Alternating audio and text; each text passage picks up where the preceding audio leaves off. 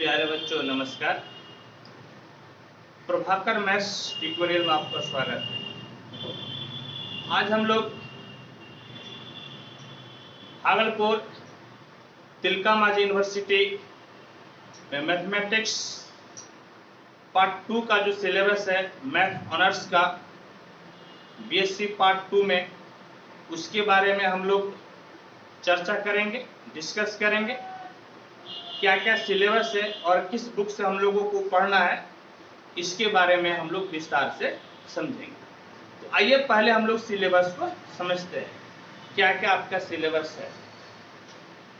तो BSc honours part 2 mathematics यानी कि मैथमेटिक्स ऑनर्स का ये आपका सिलेबस है। किस यूनिवर्सिटी का है? ये आपका है TMBU यानी कि तिलका मांझी भागलपुर यूनिवर्सिटी, भागलपुर के लिए। इसमें टोटल आपका 13 नंबर का 13 क्वेश्चन रहता है, समझे? टोटल आपका 13 क्वेश्चन रहता है और उस 13 में से आपको कितने का जवाब देना है? 6 का। समझ गए? कितने का जवाब देना है? 6 का। और उस 6 में से जो है आपका एटलीस्ट वन फ्रॉम इस ग्रुप, यानी कि उस 6 में से हर एक ग्रुप से आपको कम से कम एक क्वेश्चन का जवाब देना है। और याद रहे कि जो आपका क्वेश्चन नंबर 1 ऑब्जेक्टिव होता है वो ऑब्जेक्टिव आपका कंपलसरी है। समझ गए? ऑब्जेक्टिव आपका क्या है? तो ऑब्जेक्टिव आपका है कंपलसरी। ठीक, ऑब्जेक्टिव कंपलसरी है। ऑब्जेक्टिव में आपका 8 क्वेश्चन रहता है। समझ गए? कितना क्वेश्चन रहता है? 8 क्वेश्चन रहता है और एक क्वेश्चन आपका 2.5 मार्क्स का रहता है, यानी कि टोटल आपका कितना हो गया? 20 मार्क्स का आपका सिर्फ और सिर्फ क्या पूछेगा? ऑब्जेक्टिव। 8 क्वेश्चन रहेगा, उस 8 में से आपको 8 का जवाब देना है। एक ऑब्जेक्टिव आपका 2.5 नंबर का रहता है, यानी कि आपका टोटल हो गया 20 नंबर का। समझ गए? टोटल आपका हो गया 20 नंबर का। और इधर आपका क्या है? इस तरफ हम लोगों को जवाब देना है 5-5 क्वेश्चन का। समझ गए? कितने का क्वेश्चन का जवाब देना है? 5 क्वेश्चन का। तो 80 नंबर का बचा। 100 का एग्जाम होता है, 80 बचा। तो 80 में आपको 5 क्वेश्चन, यानी कि एक क्वेश्चन कितने नंबर का पड़ा? 16 नंबर का। यानी कि जो आपका 5 क्वेश्चन जो लॉन्ग क्वेश्चन हो गया, लॉन्ग क्वेश्चन, समझ गए? ये आपका कितना जवाब देना है? 5। और एक कितने मार्क्स का होगा? 16 मार्क्स, यानी कि 16 पंचे 80। 80 मार्क्स का आपका होगा लॉन्ग क्वेश्चन। समझे? 80 मार्क्स का कितना हो जाएगा? Long question. यहाँ पे थर्ड और फोर्थ पेपर है। थर्ड पेपर में देखिए आपका 3 ग्रुप है, group A, group B, group C. और फोर्थ पेपर में भी ग्रुप ए, ग्रुप बी और ग्रुप सी है। समझ गए? दोनों में आपका 3-3 ग्रुप होता है। थर्ड पेपर का ग्रुप ए क्या है? तो थर्ड पेपर का ग्रुप ए है आपका एडवांस कैलकुलस। समझे? थर्ड पेपर का ग्रुप ए आपका है एडवांस कैलकुलस, जिससे 4 क्वेश्चन पूछेगा। ग्रुप बी में आपका beta gamma function, double triple integrals, ये सब आपका एडवांस कैलकुलस का है। समझे? ये जो आपका लिखा हुआ है बीटा गामा फंक्शन और डबल एंड ट्रिपल इंटीग्रल्स, ये आपका एडवांस कैलकुलस का ही है। यानी कि एडवांस कैलकुलस से आपको 5 नंबर का क्वेश्चन पकड़ाएगा। कितने का? 5 क्वेश्चन। जैसे 4 क्वेश्चन यहाँ पर और 1 क्वेश्चन यहाँ पे, 5 क्वेश्चन हो गया इस बुक से, एडवांस कैलकुलस से। इसके बाद जो है कि ग्रुप बी में टोटल 4 क्वेश्चन पूछता है। 4 क्वेश्चन में एक हो गया आपका एडवांस कैलकुलस। समझ लो, देखिए क्या बोले कि आपका एडवांस कैलकुलस से कितना क्वेश्चन हो गया? 4 यहाँ पे और 1 यहाँ पे, 5 क्वेश्चन हो गया। इसके बाद आपका इनफाइनाइट सीरीज एक बुक है। एक कौन सा बुक है? Infinite series. और इस इनफाइनाइट सीरीज से कितना क्वेश्चन पूछता है? 3 क्वेश्चन। यानी कि ग्रुप ए में आपका 4 क्वेश्चन, ग्रुप बी में 4 क्वेश्चन।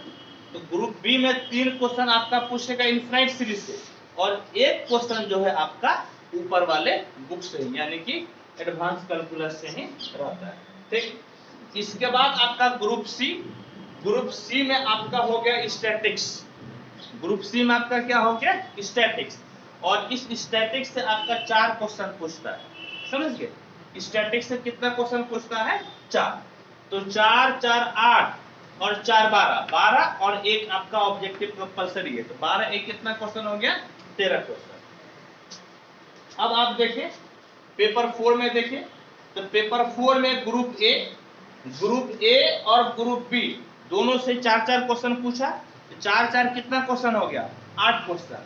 और ये 8 क्वेश्चन जो है कि आपका लालजी प्रसाद के बुक में जो पार्ट 1 में खरीदे थे ना, पार्ट 1 में जो डिफरेंशियल इक्वेशन खरीदे थे, ये उसी का है 8 क्वेश्चन।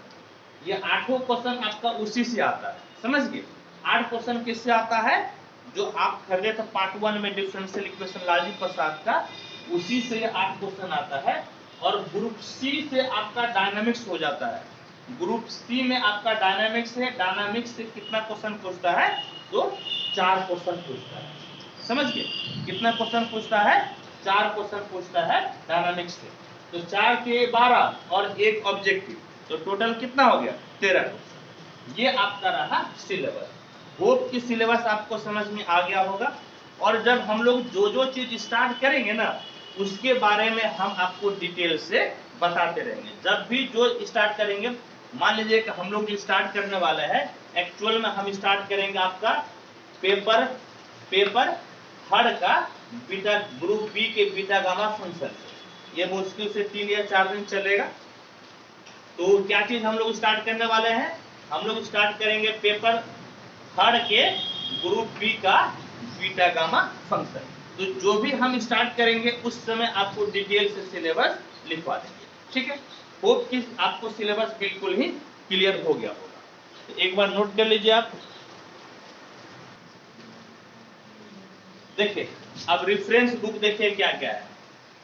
एडवांस कैलकुलस लालजी प्रसाद का, या प्रगति प्रकाशन, या फिर आपका एस चांद। याद रहे, एस चांद जब बुक लीजिएगा ना, तो एक ऐसा बुक है जिसमें आपका पूरा पार्ट 2 कवर हो जाएगा। मतलब एस चांद में आपका एडवांस कैलकुलस है, इनफाइनाइट सीरीज है, और स्टैटिक्स है, डिफरेंशियल इक्वेशन है, और डायनामिक्स है। यानी कि 1 2 3 4 5 बुक हुआ ना। ये पांचों बुक आपका किसमें रहता है, एस चांद में रहता है। एक ही बुक में पांचों रहेगा। एस चांद में आपका एक ही बुक में क्या रहेगा, पांचों रहेगा, समझ गए। एक ही में क्या रहेगा, पांचों। यदि कोई एक बुक लेना है सिर्फ, तो आप इस चांद का ले लीजिएगा पार्ट 2 का। पार्ट 1 का अलग आता है, पार्ट 2 का अलग आता है। लेकिन ये सही बात है कि जब एक ही बुक लीजिएगा तो ज्यादा डिटेल में नहीं रहेगा, नहीं शॉर्ट में रहेगा। लेकिन एक बुक इस चांद का जरूर खरीद लीजिएगा, जरूर से जरूर। और यदि कहा जाए बेस्ट बुक क्या है, तो जो भी आपका प्रगति प्रकाशन के मिलता है वो सबसे अच्छी बुक है, क्योंकि क्वेश्चन प्रगति प्रकाशन से ही सेट होता है, समझे। ज्यादातर क्वेश्चन किससे सेट होता है, प्रगति प्रकाशन से। और यदि ये सब नहीं मिलेगा तो आपका जो ऑल इन ऑल है, ये कौन सा, लालजी प्रसाद। तो एडवांस कैलकुलस आपका हो गया। इनफाइनाइट सीरीज आपका जो है, इनफाइनाइट सीरीज एस चांद में भी है, लालजी प्रसाद में है, प्रगति प्रकाशन का मिल जाए तो ठीक है। और कृष्णा प्रकाशन का बुक बहुत अच्छा बुक नहीं है। कृष्णा प्रकाशन आप एज ए रेफरेंस बुक रख सकते हैं, लेकिन मेन बुक आप कृष्णा प्रकाशन को नहीं बना सकते हैं, क्योंकि इससे आपका उतना क्वेश्चन नहीं मिल पाता है। स्टैटिक्स आपका, स्टैटिक्स के लिए बेस्ट है टीच योरसेल्फ। हाँ, किसी दूसरे बुक में खोजिएगा तो आपको मिलेगा नहीं। एक क्वेश्चन यहाँ पर, एक क्वेश्चन कहीं और रहेगा। लेकिन आपका टीच योरसेल्फ में जितना भी क्वेश्चन बैंक में क्वेश्चन है, ऑलमोस्ट सब मिल जाता है। और एक बुक तो आपका एच चांद तो रहेगा। डिफरेंशियल इक्वेशन जो पार्ट 1 में हम लोग करते थे, उसी से आपका जो है 4 गुने 8 क्वेश्चन आता है। लालजी प्रसाद का होगा ही, बेस्ट है लालजी प्रसाद इसके लिए। आपके पास बुक है, इसको खरीदने की जरूरत नहीं है। और एक एस चांद लीजिएगा तो कवर कर ही लेगा। और फिर आपका है डायनामिक्स। डायनामिक्स में ही बेस्ट आपका कौन सा है, टीच योरसेल्फ। और साथ ही साथ आपके पास एस चांद का बुक रहेगा ही, तो एस चांद हो गया। यानी कि देखिए आपको बुक एक तो एस चांद खरीदना ही खरीदना है, समझे। एक बुक कौन सा खरीद लीजिएगा, एस चांद। इसके बाद जब जो पढ़ाएंगे ना, उस चीज को तब आप खरीद लीजिएगा। जैसे कि अभी हम आपको पढ़ाएंगे एडवांस कैलकुलस से, समझे। एडवांस कैलकुलस हम स्टार्ट करेंगे तो आप जो है कि एडवांस कैलकुलस का बुक साथ में ले लीजिएगा।